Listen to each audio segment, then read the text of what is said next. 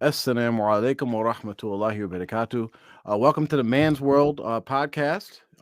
If you're new, one of our new listeners joining us, we are the Man's World, where we give all types of advice, life advice to men, particularly Muslim men, but of course, that advice could be taken by any man if they follow it. And we also give advice to women dealing with anything that a man will encounter in his life based on our many years of experiences, our trial and error, our successes, our failures, um, just trying to give back to those so that they can have more successes than us and learn from the mistakes that we have made. And today's topic is relating to polygamy, of course, kind of segueing off of the topic dealing with the Muhammad hijab situation with his alleged or accused second wife. And we wanted to talk about this because not really specific to that situation, but it was covered in that situation about how he wanted to keep the marriage secret because of whatever he might encounter with his first wife. So we're going to try to advise men this week about what do you do to kind of um avoid the situation where your wife may prevent you from getting a second wife, or your wives may prevent you from getting a third or fourth wife. And next week, because do have a lot of female women listeners, we're going to cover it the other way.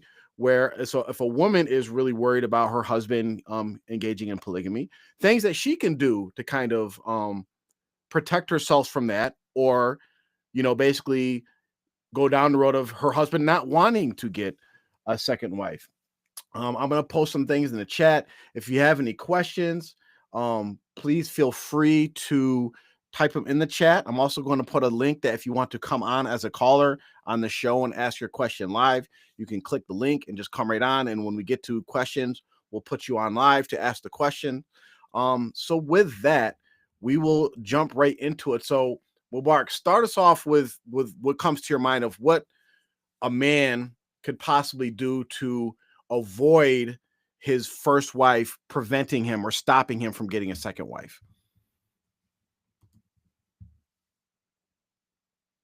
All right. Alhamdulillah Rabbil Alameen. As-salatu wassalamu ala Rasulillah. So the number one thing that a man do be known as early as possible. Hold on one second, Mubarak. First wife. Your audio's coming in a little bit choppy. There's some static on it, and it's like it's choppy. Let me see. It looks like you're on a time delay too. I don't know what it is. Let me jump out and come back in because I think my thing reset like right as we started. Let me see if I can jump out and jump back in. Yeah, so Mubarak's gonna jump off, and jump right back on. Just because we are dealing with a little bit of technical difficulties. Again, thank you for joining us. If you have any questions, do type them in the chat. I'm going to post a link to also an anonymous survey or anonymous question form that if you have any questions, you can click that link and ask your questions there if you don't want to be known. But again, I'm also going to post a link that you can come right on the show near the end of the show and ask your questions live or bring up any discussion topics that you may have. So Mubarak, let me see how's the audio and stuff you got. Any better now? It's on time now. It's just a little static. I don't know what the static's about. Might be the Riverside thing, so we could just rock with it. Okay. So number one thing is you have to make it known as soon as or as early as possible. I would say that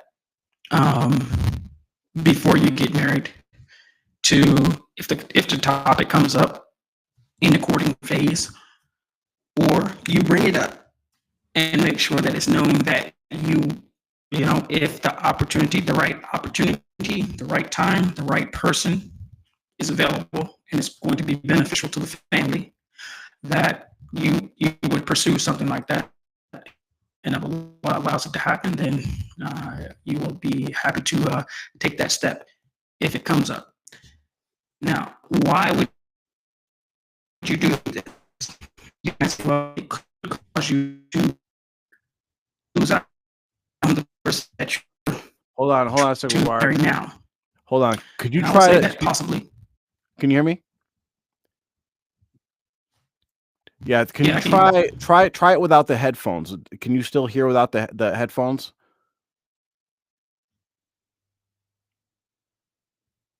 Oh, you froze on me.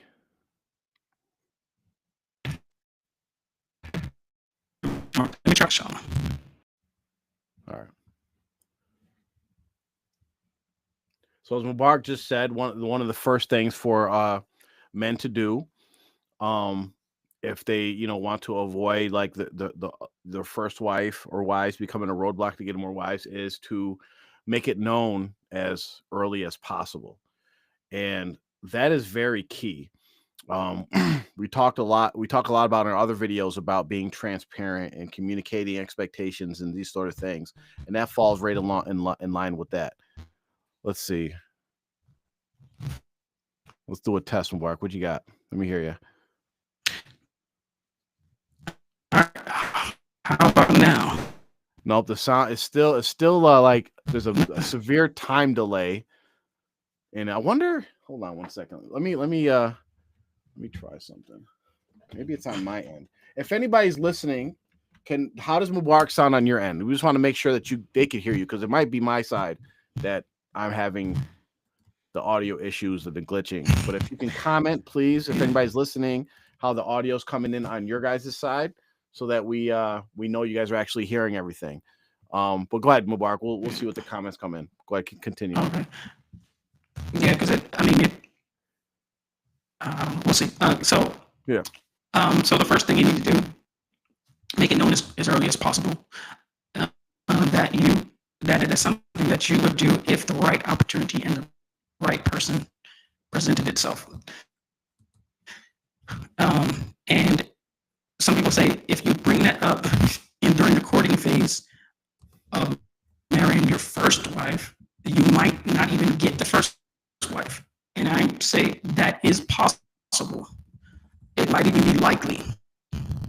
But if the woman really wants to marry you, that won't stop him. It won't stop him, it won't prevent him. And I'll even say,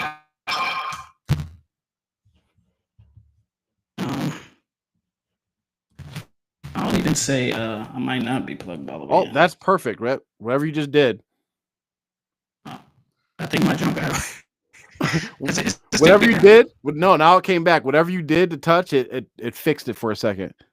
Let me unplug this thing and plug it back in one more time. Okay, how's that? Perfect. Anything? Nope, perfect. You're good. Is it still good? Yep, you're good. All right. There we go. You're gonna laugh at what I did to fix it. I'll tell you that. Start from the beginning. There we go. Okay, from the beginning. Should you need to, and this is for the men who. This is advice for the men who, okay, you're either your current wife is preventing you or going against you and you trying to marry a second wife, or you don't know how to bring up the topic, or maybe you haven't even thought about it yet, even if you're not married. This is for everyone. The things that we're going to talk are going to cover everything. But I would say you make it known as early as possible. And as early as possible means that you would do it during the courting phase. If a woman, or even if a woman, if you're proposed to and they say, hey, brother so-and-so, would you like to marry Fulana here? Say, yeah, sure, but I'm looking at also at Khadija over here, but maybe I might marry both of them. You could say that. Not that you would, you might not have had the means, but I feel like that you should make it known. Even if you're thinking at this time, I'm not even thinking about it, and there's reasons for that down the line. At 20 years old, you might be thinking, no way. At 30 years old, you might be thinking, I got to. At 40 years old, you're like, we can't work without another one, so you need to already be laying the foundation, first of all. So as I was saying, some people might think that this will prevent them from getting the wife that's in front of them that they want, if you're in a courting phase. And I would say it could possibly cause who considering you say, if I get the right opportunity, I will marry again. If a woman takes that decision and says, well, he might get another wife, I'm not going to marry him, that probably is not a woman for you anyway. She doesn't actually like you enough. And, Yeah. that probably will, the, the power dynamic in that relationship is not strong enough in your favor for you to really be the leader and the one that takes charge, and you being looked up to and admired. And I think these things are important for a wife to have for a husband. If you can get that, where this woman that you're marrying respects you, she looks up to you, she trusts you, and she wants to be with you more than you want to be with her. I think that's the better position for a man to be in. So if you do lose a woman that you're courting for that reason, then I wouldn't sweat it, because it might save you some headache down the line. If the woman is really into you, she's like, I really want to marry this brother, then you could tell her you're going to get married 2, 3, or 4. She's still going to marry you. And I can give many stories, examples. It's true. Whether you brothers might think there's no way, I can promise you, if the woman wants to marry you, you can tell her, I will marry another woman. I know even brothers who have been engaged. Okay, they've been engaged to one woman and married another woman while they were still engaged to another, and they knew, and they did not. They didn't, say, "Well, I'm not going to marry him," because they wanted to marry the brother. So the thing is, you let it known that way. You already have that established, so you don't have to fight the battle of, the woman thinking it's only going to be me and you forever. And I would say that's the number one step. I would, and so some may say that, that could cause some issues in the beginning. But if we're talking about how to prevent your current wife or first wife from trying to stop you, this is something that needs to be in place, and Allah knows best. Yeah, and with that, and it doesn't have to be. It could be something as little as when you're doing the courting and you're having your sit downs and talking about getting married and asking questions about each other to get to know each other. You could just bring it up there, right? You could just bring up like, okay, what's your stance on, just simply asking a question. What's your stance on polygamy? What's your stance on a husband getting a second wife? You asking your potential wife this question lets her know that this is something that's in your mind. And it doesn't necessarily have to be something as bold as I'm getting married again, right? Just simply asking the question, and then she will ask the question back. Most likely, if you say, "Hey, what's your stance on polygamy?" then she'll give her answer, and whatever that answer is, and then she'll probably ask the question back. Well, what's your stance on polygamy? And it could be as simple as, "Yeah, I'm open to polygamy if I decide like that's something I need or we need as a family. That's something I would pursue if I'm in that position." And it's simple as that. Now it's out on the table and it's there. So it's definitely something that you have to be, again, transparency with everything that you're doing, setting those expectations, setting those boundaries. You do that right at the beginning, like Mubarak said. And also, when you're actually getting into that position of thinking about a second wife, it's very important that you look at the reasons why you actually want a second wife, right?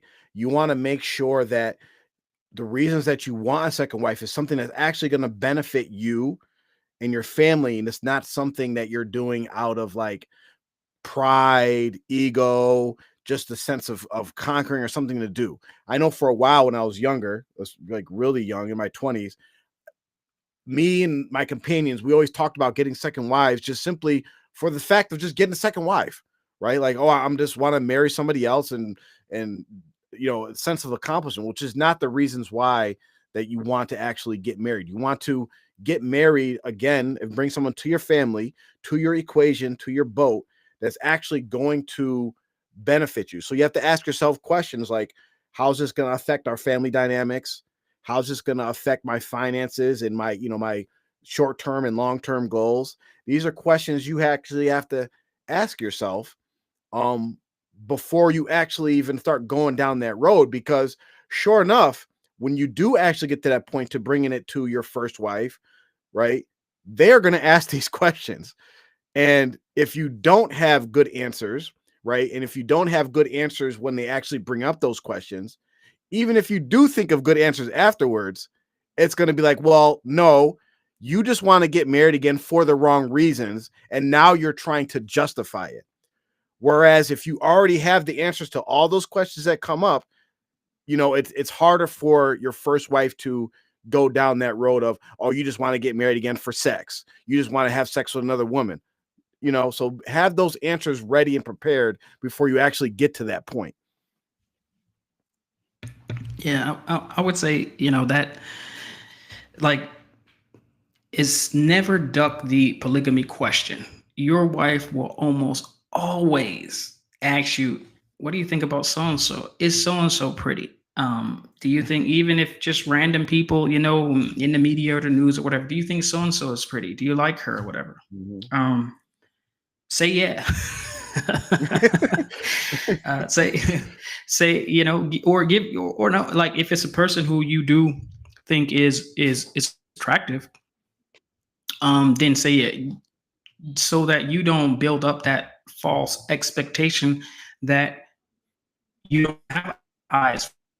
Even don't time. A man is going to go through a point where, especially if it's new to him, he's going to be somewhat infatuated and thinking, man, this will last me forever. I don't need nothing else.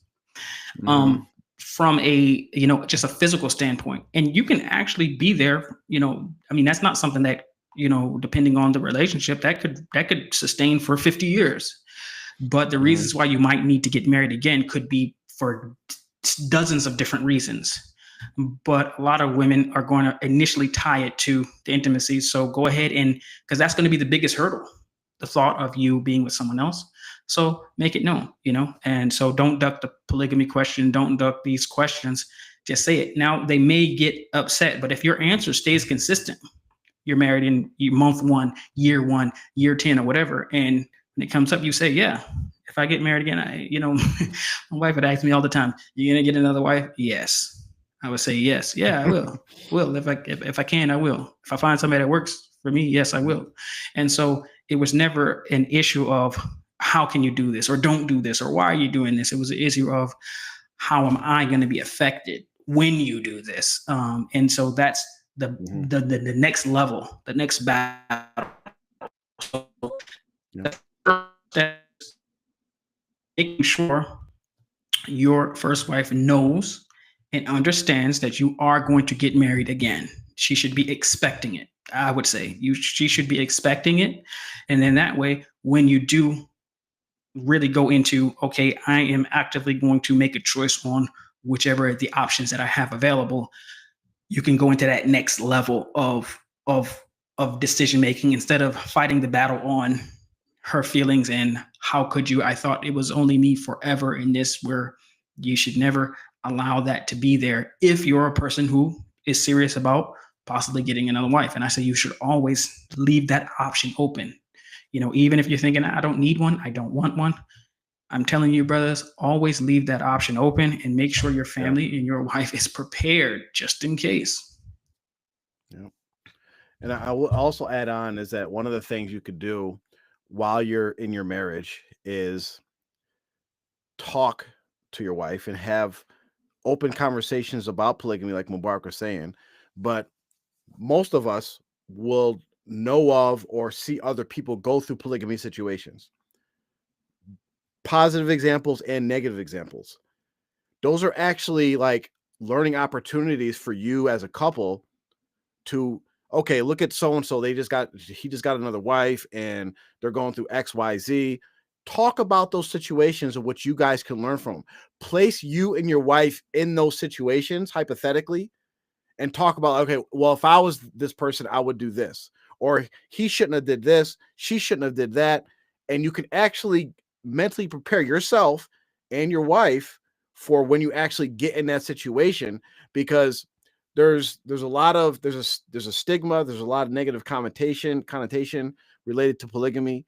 But if you can have conversations to get rid of those bad thoughts, because you might marry somebody that is, this goes both ways, that is totally ignorant about polygamy and how polygamy is done in Islam, right? Whether it was their mother or auntie or somebody who went through a situation and that is their only experience with polygamy, it's just something negative. Well, then you could talk about the positive situations. You could look at positive examples and learn from them. So I would say learn from others, the mistakes and the best practices. And that kind of breaks the ice before you and your wife even get into the situation where you know what to expect and she knows what to expect. And you guys have, and she kind of knows how you are going to act in a polygamy situation, right? So, like, for instance, I'll just give a hypothetical example. She knows of a friend, one of her friends, her husband ran off and was committing adultery with somebody. Then he secretly wed the girl, then just brought her home and moved her into the same house in the same room. And there's like whatever the craziest scenario you can think of. Now that is stamped in her head as like this is what polygamy is. But then when you talk about it and you're like, no, I would never do that. I would make sure you're known about. She knows how you're going to handle that situation. She still might fear those things, but at least she has a context. Well, no, I had this conversation with my husband. He's very open and honest with me. And I believe that, he's not going to do it this way. He's going to try his best to do it the right way. So again, learn from those examples that are already out there. Exactly. And I think so once you get that, the expectation is set. The thing is a lot of times your wife, especially if she is a person who's compatible with you, that means like intellectually, probably in as far as reasonableness, of course there's some variations between men and women, but she will be understanding of, the situation. So she's already expecting, and she knows that you're going to something that you're going to do. So then it's a matter of you're making sure that, or at least trying to make sure that your wife, and sometimes there's other family members involved. Sometimes a mother-in-law's involved.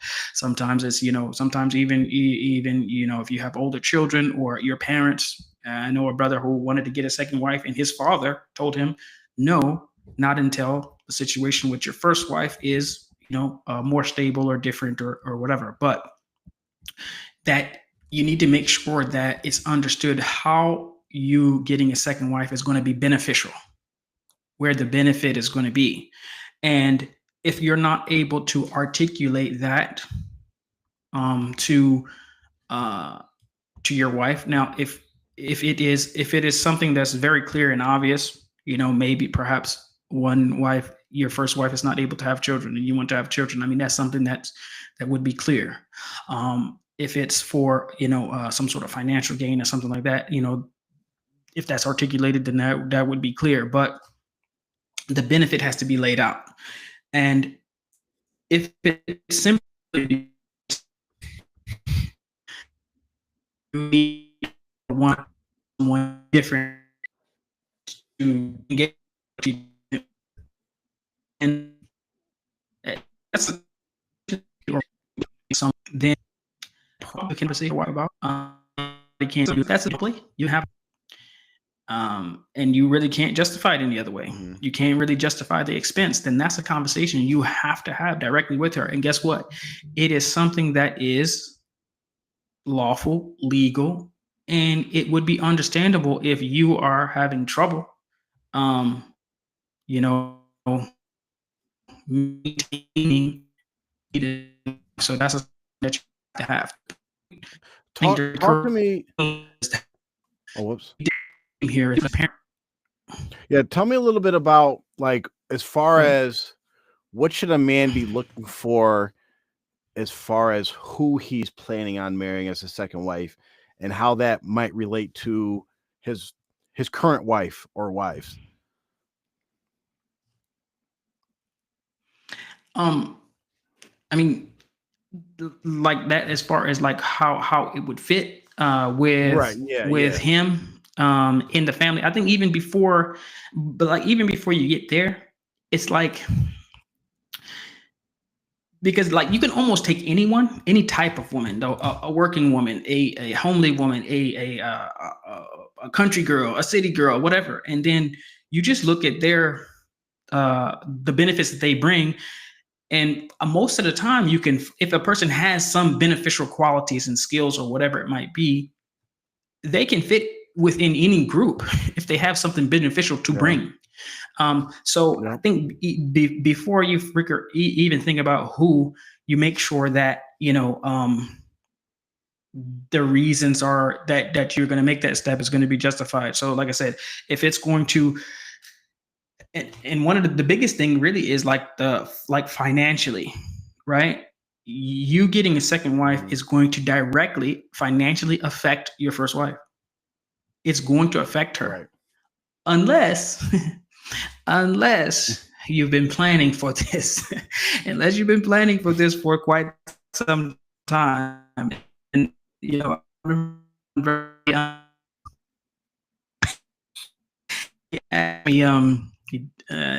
DM'd me one day and was like, man, how do you do it? Like, how can you just get another wife? Like how? Like he couldn't even figure out like the first step of like, how can I even like bring it up? How can I said, so if you don't already have expendable income, you have to start planning in advance. Sometimes it takes years to be ready. So your operating budget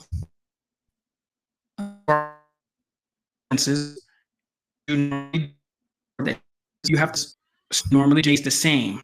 So if you second wife, that's not going to change for the family in the beginning. Otherwise, you will have an issue. So the thing where I would tell people is, if you know the budget is going to be, for instance, for you to get a second wife, it's going to be $5,000 a month. And if you're making 10, you might need to start making sure that you can manage that family, your current family, on 5,000, if that's what you're going to need.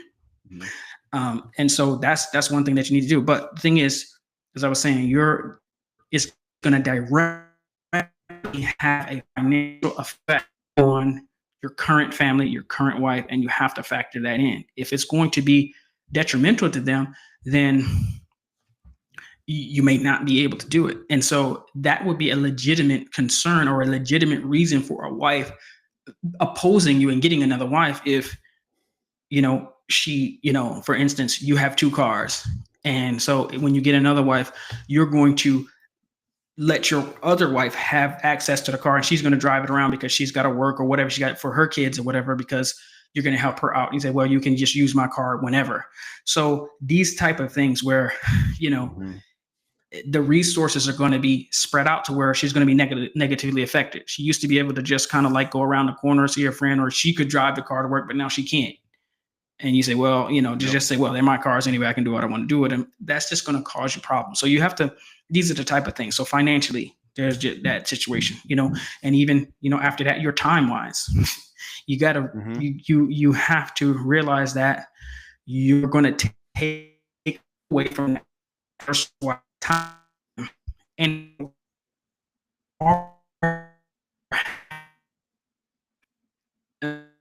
the time and attention for just you and her, then adding that second is going to be, it's going to struggle. So you have to look at it that way too.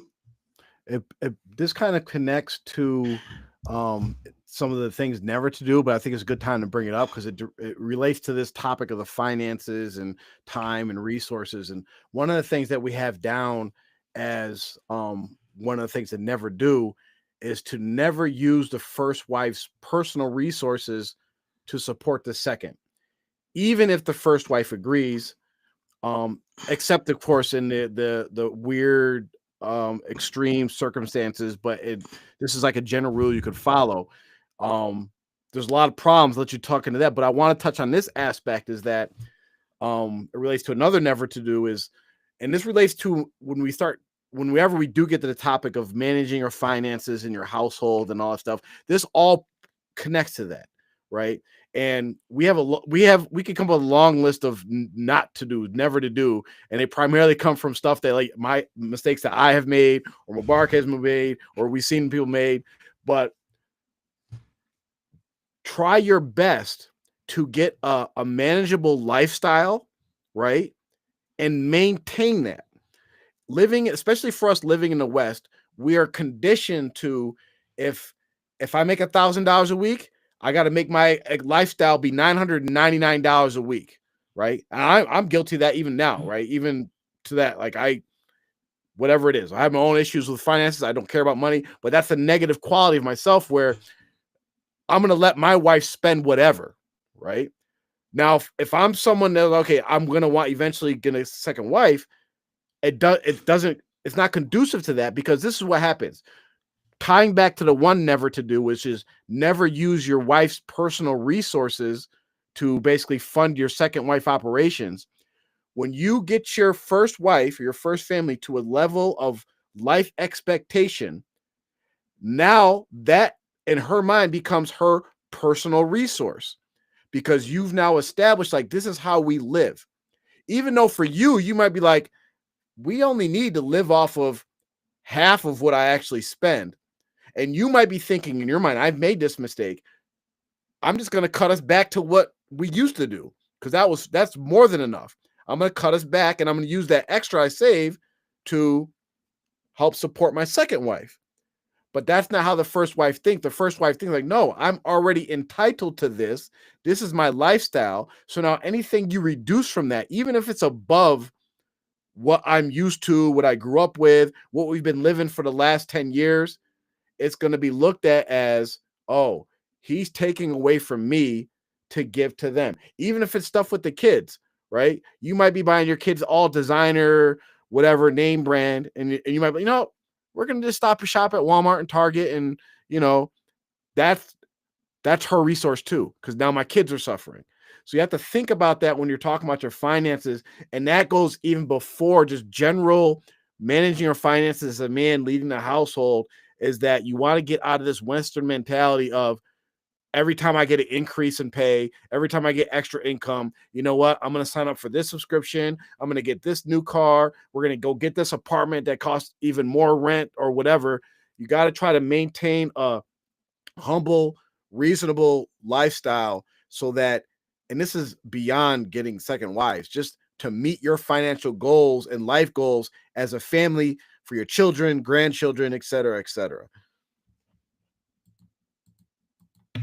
And I mean, it takes patience, it takes planning, it takes really to really think it through, especially in the current climate, the economy, especially in the West. It's not easy. And if I could give brothers who have never ventured into polygamy and have done it, I can tell you, just depending on the Quran and the Sunnah, and I'm the man, depending on these to do, yes, you should, but to think you're just going to say it's halal, I'm the man, I'm in charge, and this is what I have decided to do, and to think that that's going to work and you're going to have a happy life and relationship with the first wife or the new wife is very naive. And I have made that mistake. And now looking back, I'm just thinking, I wish someone had the Man's World show 20 years ago. Because, yeah. A lot of the mistakes that I make that I had made, just thinking that, we're Muslims, it's Islam, just, do it. It just makes perfect sense. You have to, if you have some patience and prepare the situation and think a few steps ahead and make sure that these things that we're talking about are in place, the turbulence that a lot of people experience with the shock of trying to get, a second wife, and like a third or fourth is extremely easy compared to trying to get from 1 to 2.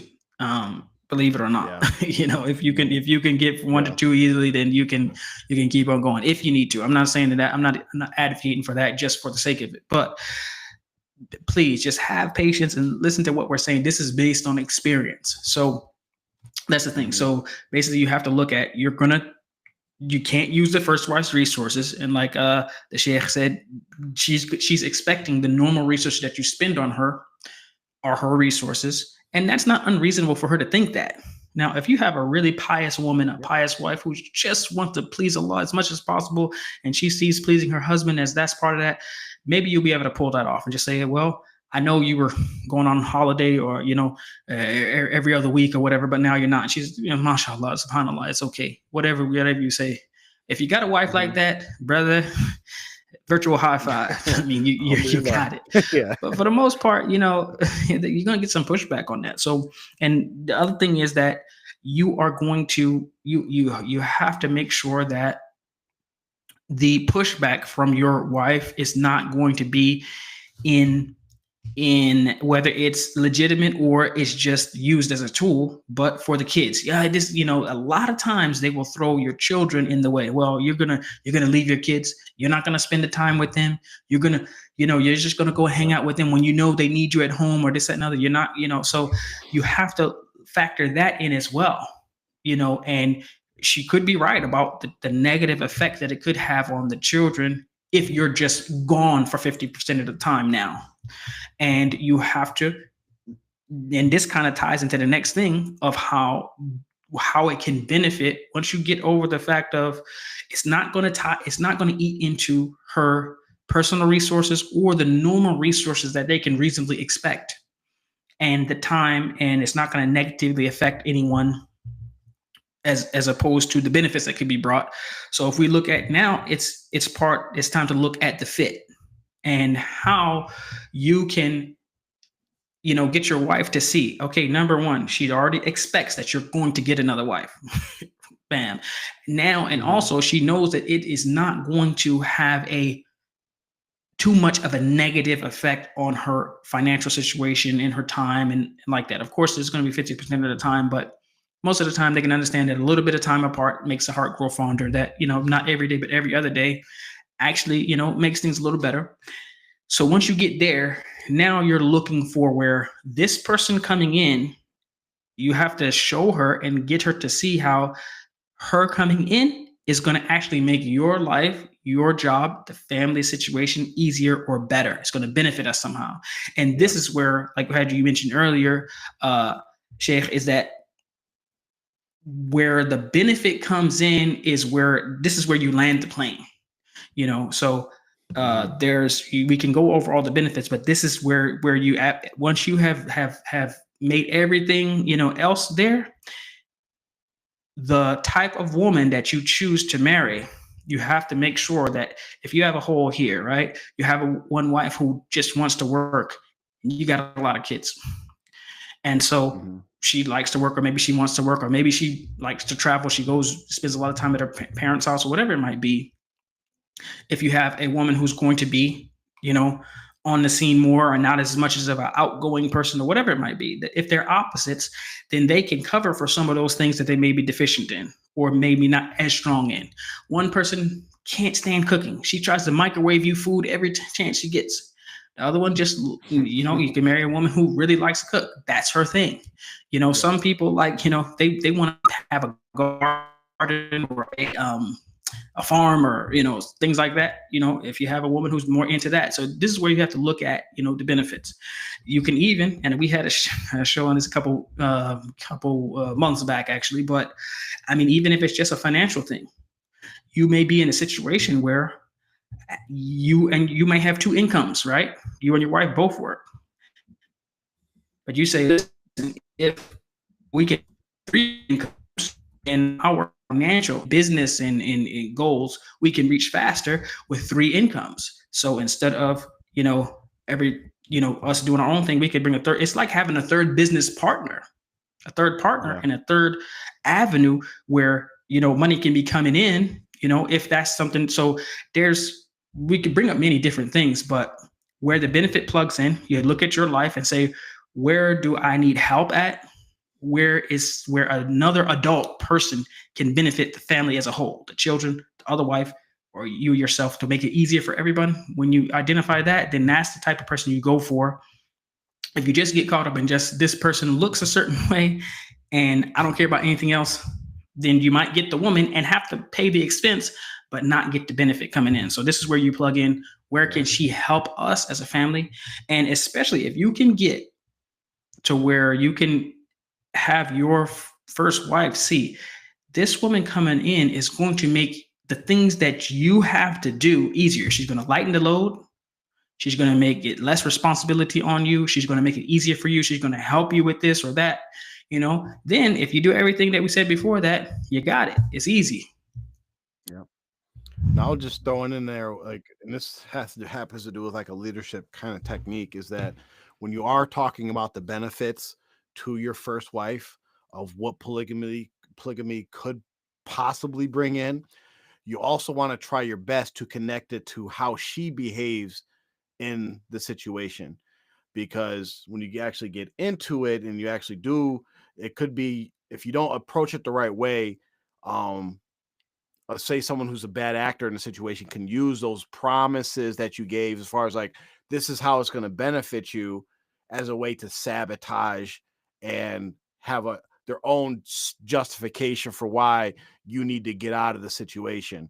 And just to give a quick examples, so I don't take up too much time, is say you talk to your first wife and say, yeah, it's gonna, if I get married again, it's going to help with we're going to have, more income, and we're going to be able to start that or buy that new house that we wanted. Right. But then if the first wife is bent on ruining the situation, stopping the polygamy before and after, she'll actually do things to stop you from having that extra income, or stop cause problems with the second wife so she doesn't work, or whatever the situation may be, so that at the end of the day, when you have those discussions, she's like, you need to divorce her because you promised me we would move into this new house by next year, and it hasn't happened yet. We haven't benefited at all from the situation. You promised, you guaranteed. Connect it with their own behavior, and on the premise of, if you help make this situation work, we can come up. And that way it directly connects to their behavior, how they act in the situation. And it's not just on this like false promise of, we're going to be, rainbows and unicorns as soon as this happens. And this is, you connect it to their behavior and how they act in the situation, so that they can't just sabotage everything. Yeah. And before we get into some of the things about what never to do, I just wanted to mention, even though it's like, in football or basketball, you draw up the play, and like, as long as everything works exactly how the play is drawn up, it's going to be a touchdown every time, or it's going to be a 2 points every time. But as we know, as Mike Tyson said, everybody's got a plan until they get punched in the face, basically. So this thing could be thrown off by, some of the variables involved not necessarily following the script to the T. Sometimes where, you may tell your wife, well, you may have a wife who doesn't want to cook, right? She says regular, she might send you a message on your way home and be like, why don't you just pick up something from out? Because I don't feel like cooking tonight. Just grab something out or whatever. And you might have to do that 2-3 times a week or whatever. It's cool. But when you get married, you're like, I'm going to swing by so-and-so's place on the way over, and she already has a plate of food ready for me. I'm just going to pick it up. Then I'll be home. You best believe that. Yeah. that may become an issue, right? So some of the things that the first wife does not want to do, or is reluctant to do, or wishes you could get somebody else, why don't you hire a maid to do that? Why don't you pay a teacher to do that? So when that second wife is doing all those things, it could be that they then, become resentful or become jealous of those things, because these are the things that you were wanting or needing, or that you felt like were missing or needed to upgrade as far as the family is concerned, and that person is coming in doing those things. So that's something to look out for. So we're giving you the playbook, but you have to understand there's the play, and then there's the counter. If the play breaks down, then what? And so maybe that is another show, but this is at least the general blueprint for what to do to take those steps, so where your first wife will not be stopping you actively, stopping you from getting a second wife. And I just want to point out to our listeners, especially the men, as Mubarak said, this is just the play. It's not even a whole playbook, because a playbook is like, okay, what are you doing 1st and 10? What are you doing 2nd and 3? What are you doing 4th and 1? What are you doing goal line situations? This is just like the opening book of like, hey, here's how the offense is set up, right? Because these are just some steps, some basic steps to get you thinking in the right mind of how to actually get to the marriage successfully. After you actually get married, there's a whole nother playbook for that, or there's there's appendices and stuff that you have to look at. So this is the step, like, okay, this is how you get to that first step of actually getting the second nikah without too much trouble and getting there successfully. So in this, and we have a list of things never to do, right? But I just want to remind our male listeners, if you have more in-depth questions or need more like guidance on specific situations, email us. Email amansworld@gmail.com. I'll put it in the chat and I'll put it on the bottom of the screen. Email us and we can set up a quick phone conversation, three-way call, conference call to kind of advise you on some strategies of how to, because this every point we give, there's layers and layers and layers and layers and layers to it, and you might have to adapt it to your specific situation to be successful. So we're always open for anybody to contact us to have a more in-depth conversation on these things. And I'll just say this: you may think that we're talking like, okay, like we know everything or whatever. We don't know everything.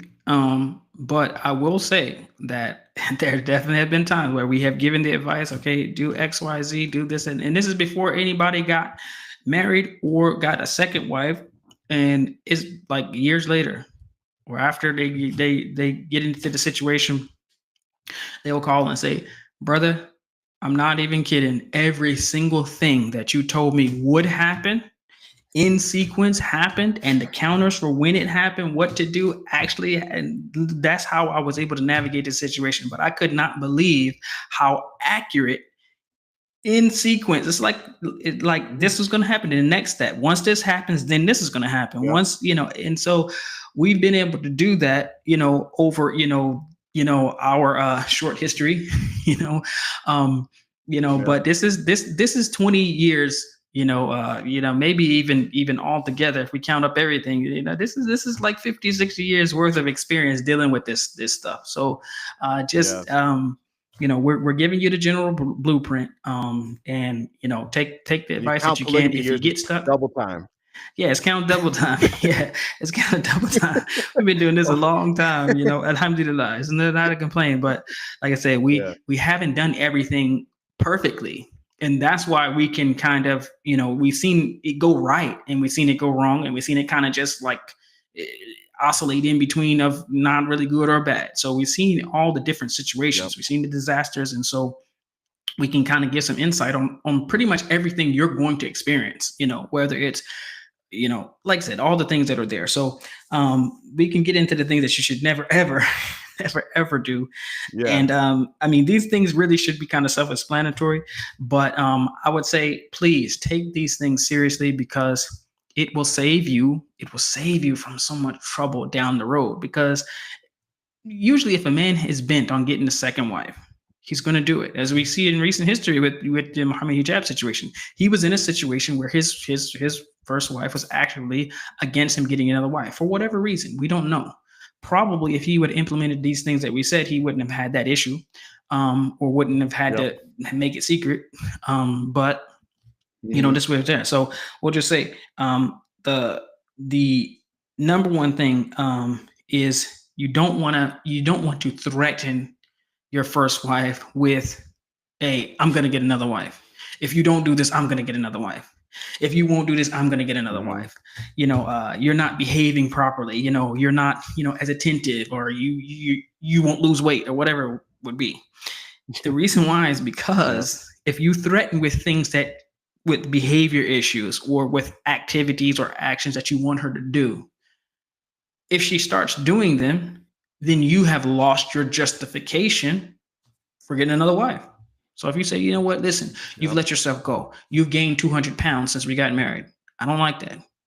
She starts popping some Ozempic, and she's back. She's back to her high school weight. But you still want another wife. Yeah. You've caused a problem. So don't even if that is the reason. You look at it and say, I'm just not attracted to this anymore. Okay. Yeah. But don't threaten, say, if you don't get yourself in shape, then I'm going to get another wife. Don't say it, even though Yeah. that's the way you feel. Because, like I said, if she does it, if she gets herself in shape, now you don't have that problem, and she's gonna bring that up, and she's gonna throw it in your face. You Yep. said this is the reason, and I did all this work. Look at the effort I put in. You know, or you don't know how to cook, so she learns to cook. Maybe she goes to culinary school. Now she's a 5-star Mm-hmm. chef, but you're still got another wife. Yep. That's gonna grind on her. That's gonna stick in her mind and her heart because she put some effort into pleasing you, what you said that she needed to do, and she did it. Now you got another wife, Yep. for what? Yep. This Yep. is where she's thinking. So these threats, if it's things that she can do, don't do it, because when she does it, if she does, and a lot of times the things that wives are reluctant to do or negligent about, or maybe just so about, you'll be shocked at how your first wife will step her game up in all areas when the second wife comes on the Yep. scene. So it's Yep. it's a thing where never make the threats, never threat. Yeah. Um, And that ties right into about never like lying about what your actual reason for getting married again is, because like for instance, if you, and that kind of ties into to the threats, is that if you're saying, okay, what, I want to get married again because I know you don't like cooking, honey, and I want to marry someone that likes cooking, and that's not your real reason, then like Mubarak said, you're setting yourself up for failure. So you don't want to lie unless you have to, right? Unless it's like a white lie, unless it's something that's going to, like, for instance, I'll give a quick example. Like Mubarak said, okay, I'm not attracted to her like that anymore, right? And or as attracted to my first wife, and I'm attracted to something else, whatever that is, something to do with attraction. Now, you can't go to your first wife and say, yeah, I'm not attracted to you no more, I want XYZ. That's not going to benefit your situation whatsoever, right? So you can, instead of going into the exact reasons why you want to get another wife, you can actually just go back to what we talked about in the beginning. Talk about all the benefits of getting a second wife, because in reality, you don't want to get married unless you're in certain situations for just like one particular reason. There might be something that's dominating your thought process of, I want to do this because of this is the main reason, but you also want to have subsidiary reasons and talk about all of those reasons, and don't ever just make something up that you think is just gonna, like, oh, this is gonna pacify her and make her cool with it. Because like Mubarak said, you're gonna get busted on that pretty quick, right? Women are very adept at sniffing out bull crap, one, and putting you in a situation that actually makes you have to take back the bullcrap. Like Mubarak said, oh, I want someone who can cook, and then she goes right to school and becomes a 5-star chef. Okay, so now why do you want to get married? Because I'm a chef now. Now what? And you're like, well, what happened was, you never do it. I would say, and this is the mistake that I have seen people make as well, is that they will threaten to replace the first wife with the second. So they're having issues or whatever, they throw around the talak or whatever, or just talking about, well, I don't want to do this anymore, or whatever it might be. They may say, but yeah, if you don't plan on, even if you do plan on replacing the first with the second, that should never be something that you say. Go back to the extraction. Go back to extraction series that we did. yeah, You should never say that. But especially if you don't, like, you just want another wife. You don't want to ruin your first marriage. You should never, even if you don't think that it's going to, and this, I'm telling from experience, don't think that it's going to all of a sudden improve their performance in whatever you're upset with them about. I'm gonna marry this woman and just replace you. I'll just replace her with you. I'm gonna replace you with her. No, no, no, no, no, no. The only thing that she's going to be thinking, even if she gets over it, she stops crying and you apologize and say, oh, I didn't mean that. The only thing she's thinking is that I have to get rid of this woman. This is what I think, because she's here to replace me. And she's never going to yep, let that go for the most part. They'll hold on to that for 20 years. And be just planning on different ways to sabotage because you've put the bug in their ear. You've whispered that, or you said it out loud, and you have them thinking. And Shaitan, and this is the thing, Shaitan is there to push that thing that you put out in the atmosphere, right? You say, yeah, she's going to replace you. I'm just going to get her, and then I'm getting rid of you, whatever. So now she's thinking, if this woman stays, I'm on borrowed time anyway. So I got to find a way to get rid of her. It even gets down to the point where they'll do things to sabotage, try to keep them away, try to keep the kids away. They might not want your children to like or love her because she's looking at like, that's the final straw. Once they start calling her mama or something like that, or like start, liking her food or anything, going over there, spending the night, braiding their hair, whatever it might be, she's going to try to stop everything. So if you're going to run into a situation where you're like, man, everything is fine. Why are you just so, like, you don't even want to see her face? You don't even want, you don't want her to meet my parents, If you put that out there that she's the replacement, she's always going to be on the time of getting rid of the replacement. And you will not be able to retract that statement. Just like the arrow, once you shoot it, it's gone. You're going to be battling that forever. And so never, ever, ever tell them that you're going to replace them with another. Yeah. I'll also say, and this goes back to it connects with making it known as early as possible. There's I've made this mistake. I got married, my first marriage, I got married, I was 19 years old. And throughout whether you're just getting married, you're a young person just getting married, and like you're engaged, and like you just feel like you're in love with this person, and like you're gonna have these feelings. Also, when you're married for a number of years, your connection with the marriage, your connection with your spouse, it goes up and down, right? So there'll be times when you're in a long-term relationship where you're like, man, as a man, you're like, man, I need another wife ASAP by any means necessary. Then there'll be times like, man, I'm good right now. Like everything's perfect. You'll be thinking that I'll never need a second wife. But when you've gone through these ups and downs and these changes in perspective on your marriage, you're going to realize that you should never say never, right? I think that was like a James Bond movie or something. Never say never, right? Never say never. Never. Whenever these conversations do come up, because a lot of times it happens with people, especially young guys, not just young guys, people that are in that lovey-dovey stage of courting. I just love this sister so much. She loves me. Everything's so perfect. And you might say some things to, boop her up, make her feel good. Girl, I will never get a second wife. You're the only one for me, babe, right? Because you're just you may really feel that way at that time. Let 3 months go by, let 3 years go by, let 10, 15 years go by. Somewhere in that period, you're going to be, I've heard guys, I've debated with men, Muslim men, about how, I'll never get married. I'll never need a second wife. That's outdated, yada, yada, yada. And these same men commit adultery.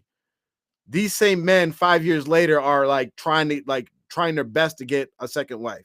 So never say never. If it comes up, even if you are in that mental state of, I don't need a second wife, all you have to do is add a few words at the end of that sentence. I don't need a second wife right now. That's all you 2 words. right now. Right now. Right now.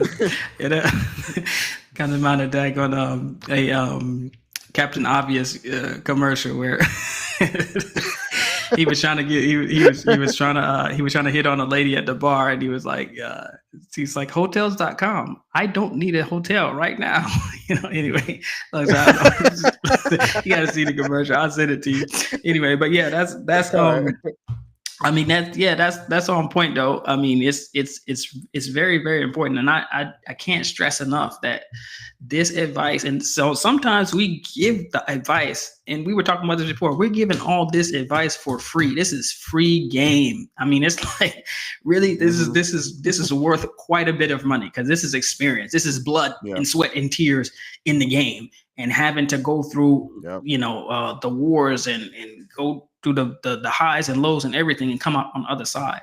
But don't take the things that we're saying for granted, like it's just entertainment, man. This is I mean, this is stuff. This may be to take you from either being mediocre to being above average or being exceptional just in life in general. The Yeah. person who you're with and the people closest to you have a huge bearing on how of a satisfactory life that you have and how far you can go socially, financially, spiritually, religiously, and all these things involved. So this is extremely important stuff. Yes. So the Definitely. the at least the last thing on this on the docket is never let the first wife run the show. And Let me I mean, let me give a scenario, because this is actually a yeah. real life scenario, right? Mhm, So people know mhm. what we're talking about when we mention this. Is that there was an individual, he had had his first wife, and he was looking to get married again. And on the surface, his first wife was totally cool with him getting married again. Her only condition was that I have to be involved in the process, because I want to make sure that you're marrying somebody that I'm compatible, saying all the right things that would actually align with a lot of stuff that we're saying here. Make sure she's compatible, make sure she benefits the family and all this and that. Long story short, all this sister did was make sure that he never got married again, because she would go, like, they would go through sit downs. They'd have multiple sit downs, and like she'd take the sister out to eat, be like friends. Then at the end of all of it, say, "Nah, I don't think you should marry her. I don't approve." And the husband like conceded and like basically let her run the show, and also gave her the final decision making power to approve, right? Because she was saying all the right things that he felt he could trust her in, like making that final decision. But she was she was on top of her game. She knew what to do. She was playing the game, right? Like, I'm gonna do all the right things, so that at the end of it, I'm in control of whether this goes down or not. And at the end, she always made sure it never went down. And so that's a big mistake. So like, what could you do? Like, what do you have to say to that, Mubarak? I mean, I think that it could definitely be very beneficial. Because I mean, I look at my wife now, and I would think that I would be comfortable with doing that. But you got to know who you with, though. Mhm. Like, I Yes. would be comfortable with doing that. I'd be cool, but like, yeah, all right. Because I feel like that if it's something that someone that, and this is the thing that a lot of people don't know, and you can probably relate to this. You can have a rocky relationship with your wife, like y'all kind of like at odds and y'all bump heads or whatever. But if your co-wives get along and they like each other, they're great, you'll take that over your co-wives battling all the time, but you're good with them. I think I would like, because for Yeah. you it's like, Yeah. even if you're battling with her, it's only 50% of the time, or it's something that you feel like because it's with Mhm. you have some control in that.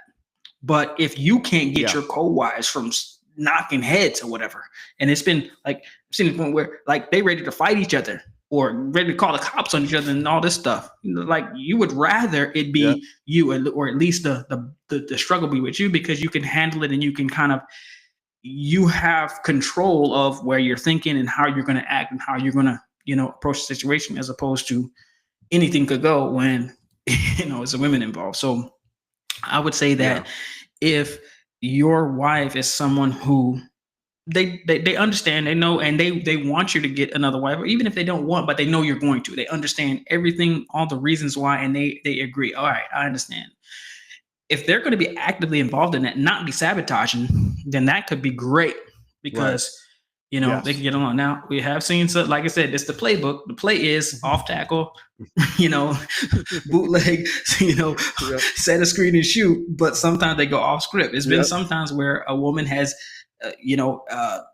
hooked their husband up with a friend of theirs or whatever, and they're like, hey, yeah, you would be great for my husband X Y Z, and then they get married, and then they start battling for whatever reason. Shaitan injects themselves sometimes. Yep. So the best case scenario in general would be if your wife actually likes and gets along and vibes with another woman, you marrying that woman should be great.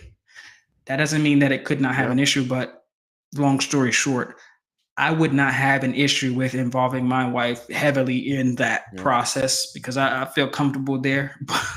But You know, if you got I one would that's I would say already, the only I think I would say, like, because again, it's definitely goes down to who you're dealing with and know who you're dealing with as far as your first wife. But I agree, that's the best case scenario, Mhm, that if your first wife is involved and actively working with you, right, to make the best decision. I would say, one, depending on who it is, try not to leave the final decision up to her, right? Because mhm, you have to make sure that the person that you have to know who you're married to. That's just point blank.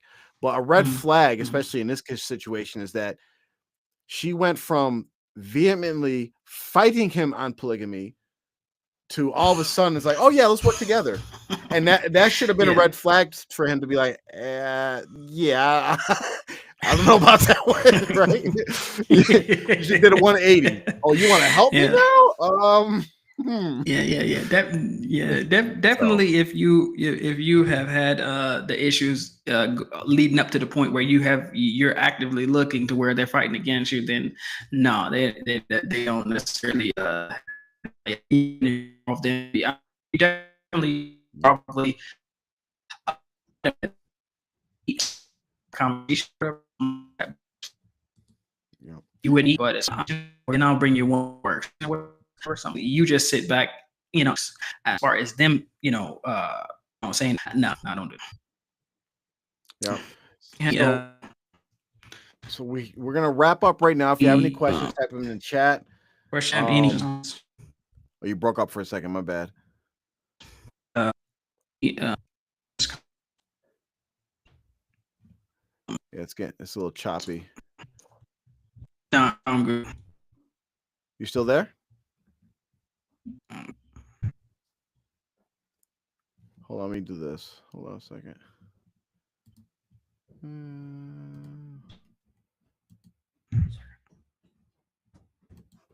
Let me see. Whoa, there he goes. Mubarak's going to sign back on, I believe. Having a little connection issues. So, you have any questions? We're going to wrap up in a few minutes. If you have any questions, type them in the chat. We're going to get to the questions that were submitted so far. We have a couple submitted via our anonymous survey. I'm also going to post the link for anybody that wants to jump on and ask any questions. Just let me grab that real quick for you guys. Okay. And I'm going to post this in the chat on YouTube. So if you do have any questions and you want to jump right on and just ask them live, feel free to go ahead and click the link, and we'll put you on our backstage and have you jump on as well. So while we wait for Mubarak to get on, I don't know if he's having. Oh, there he goes. He's coming back on. So can you hear me, Mubarak? Yes, sir. I can hear Okay. you. All right, so the first question we got, it was submitted on our anonymous survey. I'm not going to read the whole thing. I'm just going to kind of give a quick summary. A sister submitted a statement. She's a revert, and she married. She had multiple marriages, all kind of ending in or having like traumatic, negative experiences, like marrying somebody who, before she married the individual, appeared to be a pious, practicing Muslim, turned out to be a drug user and abusive, and other people, while she was going through these processes of transitioning from one marriage, would take advantage of her, marry her, then kind of abuse her and neglect her. And so the gist of it is that she had a lot of negative history with marriages to two Muslim men, as being a revert or a convert to Islam. And she the end of it is that she says she's still a practicing Muslim, but it is truly like holding a hot coal, and she's very lonely and reluctant to trust anyone, and she's quite traumatized. So, do you have any words for this sister Mubarak? And I could throw in my 2 cents as well. Words of encouragement, words of advice for this sister, or any sisters that have gone through, traumatic relationships and are having trouble holding on to their deen and trusting any future relationships or marriages. Um, to Muslim men specifically.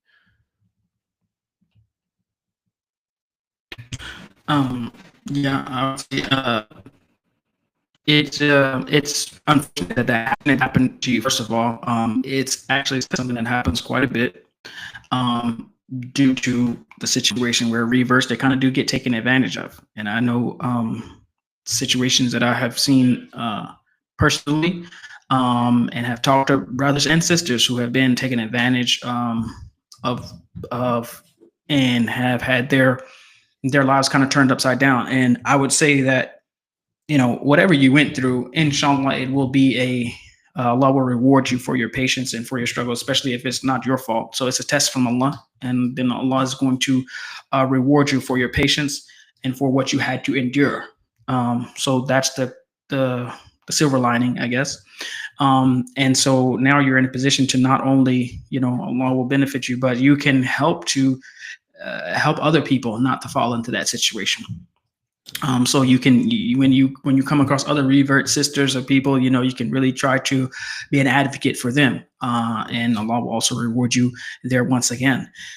Now, for you personally, to as far as the trauma and the loneliness, or you're being afraid to trust or whatever, like we had mentioned before, and on different platforms, several shows, the number one thing that a woman has to have, whether she's married or not, whether she's a revert or not, but a lot of times reverts do fall into this category. But you have to have strong male representation. That is the reason. And looking at the comments and the reasons for what you went through, um, all of it, could have been helped at least, or maybe even prevented altogether, having strong male representation.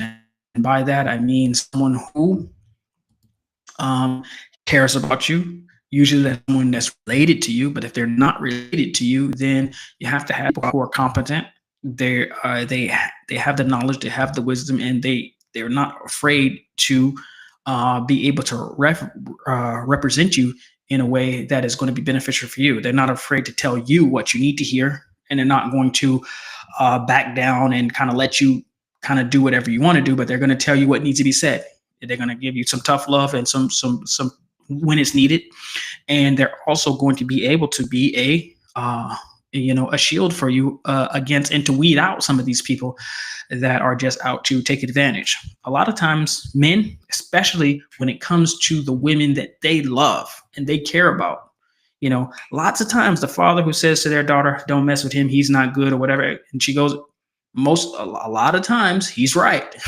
It's not every time, but a lot of times when your brother says, "Hey, not that guy," they're right. They have their reasons. Now, sometimes it might wind up working out, but the point is, a man being the tip of the spear for the woman as far as vetting and protecting them from, people that do take advantage of women. Men take advantage of women every day, and it's always those women who don't have men to protect them.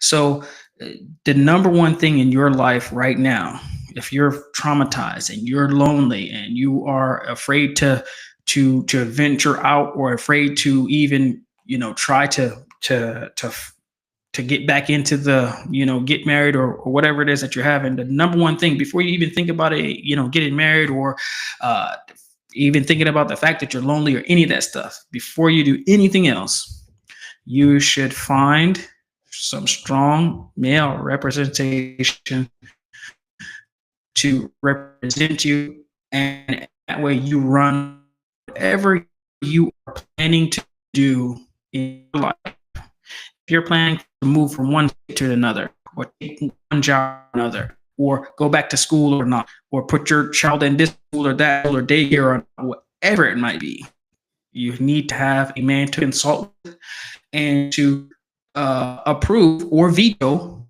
your decision. It would be the best thing for you, protect you from a lot of trauma that could come down the road. Yep.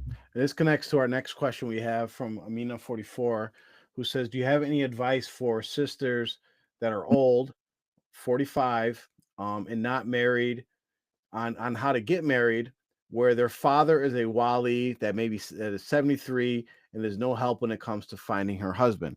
So Mubarak disconnected, but so advice falls into that. So you're running into the issue with having a wali that's capable or willing to find you a good husband. So you still have your wali. Alhamdulillah, he's still in your life. Your wali can approve of someone else that's going to actually go look for you, right? Whether it's your local imam, your brothers, an uncle, cousins, somebody else, a male representative that can actually that's connected maybe with the community, with the ummah, that knows other people that are bachelors or potential husbands that are already married that can probably take care of you. They can get approval from your father to do that part for you. Again, like we also offered our services to anybody that needs it. You can have put us in contact with your father, contact us. We'll talk to your father to see if he wants us to kind of help you in that situation as far as trying to find somebody or vet somebody. But if your father is of the age where he's not getting out there and being able to contact people and those sort of things, you can get other people to do it with your father's permission and with your father's involvement. And I'm pretty sure, like, if your father wants to see you married, and he'd be able to recognize, like, I'm old and I can't really get out there and meet people and talk to people and all that, I'm pretty sure it wouldn't be a problem for them to do that for you. The other question we have through the survey is, I was talking to a man for months, and we get a lot of questions from on women, which I wish you get more questions from men, but nonetheless, we're going to answer them. I was talking to a man for months, and we intended on getting married. However, he always wanted to wait because he was not ready. A few weeks ago, he told me he just got married, but still wants to get married to me in the future as his second wife. What should I do? Um, well, I'd hate to say without knowing too much more of the details, but it sounds very much like this man is leading you on. And unfortunately, there are men that really use like the talking about marriage or I'm going to marry you, and they're using that woman just for entertainment, right? For their fix of talking to a woman and having that engagement with somebody else. Because I'm not going to say he has bad intentions, but this is definitely a red flag. One, you guys shouldn't be talking. If he really intends on marrying you, then he'll go talk to your father, your male guardian, and express his intent to marry you and make it official, not talking behind the scenes with these empty promises. I would advise you to stop talking to him and just basically let him know that he can talk to your wali, he can talk to your father, and then kind of move on with your life. Because if he really wants to marry you, he will find a way to marry you and not just keep you waiting. I know too many situations like this where men are just talking to women with promises of marrying them, and really it's just their form of entertainment. It's a way of, they talk about emotional cheating. That's pretty much what it is. So we know that if there's not a third party involved with a non-mahram man and woman, that shaitan is the third party. So defer everything to your wali, to your father, have him represent you, and don't waste your time um with dealing with men that are pretty much using you as a plaything. So thank you everybody for joining us this week on A Man's World. Next week we will talk about from the female's perspective on the same topic. So if you have any questions, you can click the link in the chat to ask them before the show and we will cover them. You can also type them in the comment section of the video. We will go back and review them and try to answer them to the best of our ability. And thank you for joining us. We'll see you next week. Assalamu alaikum wa rahmatullahi wa barakatuh.